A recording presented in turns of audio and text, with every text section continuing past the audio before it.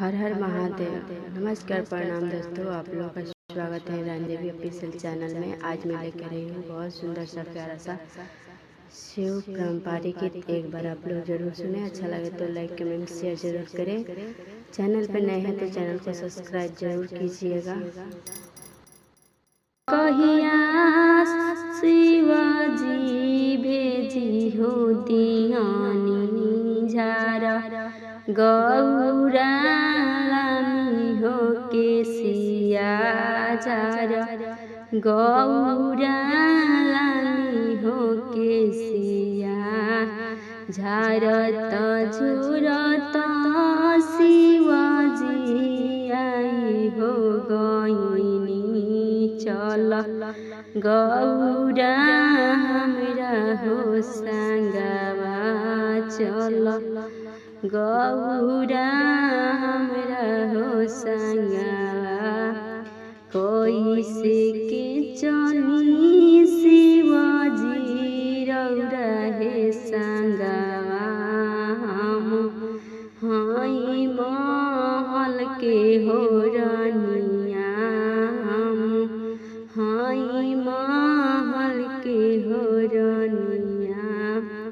कैसे के चली शिवाजी रौरा हे संगवा, हम खैले हाई दाल हो भात, हम खैले हाई दाल हो भात।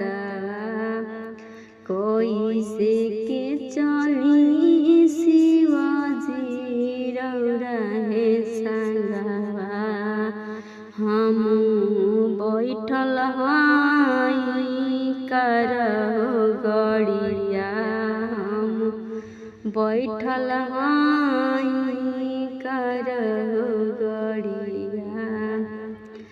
कैसे सोने के कहिया शिवाजी भेजी हो दियानी झारा, शुभवा लामी हो के झारा, गौरा लामी हो के सिया झारा, गौरा लामी हो के सिया। कोठ महल के बदला गौरा मड़ई में हो रही संग, ही जीवन हो कटई संग, ही जीवन हो कटई।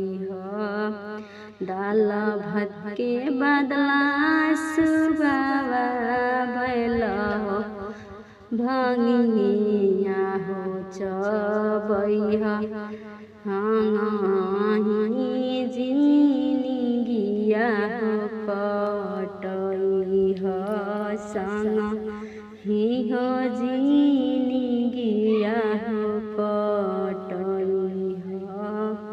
कार के बदलवा गौरा बसहा चढ़ी संग, ही जिंदगिया हो कटई संग, ही हो जिंदगिया हो कटई।